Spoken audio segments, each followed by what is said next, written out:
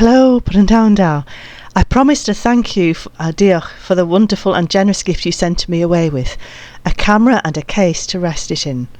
What I forgot is that I sent my camera tripod to the storage, so I'm afraid I only have a picture of me for you. I can, though, introduce you to Holy Island. It's holy, a place of the saints from St Aidan, who came from Iona, founded by monks from Ireland, taught by monks from Wales. It's also holy, as it's a place where God's creation is hallowed, not as in revered, but held as the outbreathing of God's life into the world. It's for these reasons and more that car and coaches cross the causeway each day, and pilgrims make their way following poles in the sand, some here to Merrygate. As one pilgrim put it, the route across the sands at low tide is atmospheric, evoking the time of Saxon kings and Celtic priests. You are likely to see and heal grey seals as they bask on the sands. You will hear stories dating back to Roman times, and can begin to imagine early pilgrims making their crossing to pay their respects to St Aidan and St Cuthbert. Holy Island is a special place.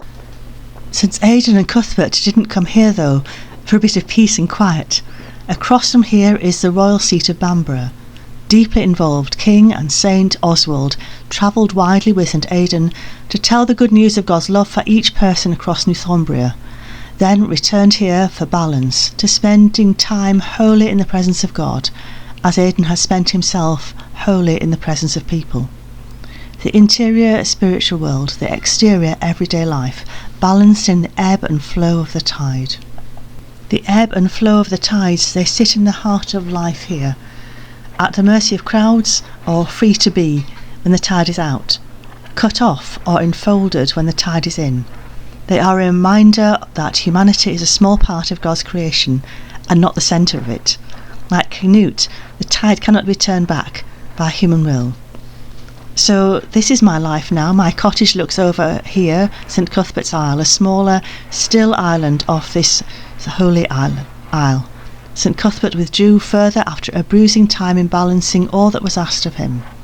I have come here to welcome all who need the space to experience again the love of God and the ebb and flow of their lives. And the dogs? Well, as you can see, they're loving it. So I hope you will visit and find here something of what draws me. In the meantime, I am praying for you. A Celtic circle prayer. God, circle us, surround us with your love, embrace us with your comfort, send us out with your compassion. Christ, circle us, anoint us with your word, fill us with your peace, lead us with your truth.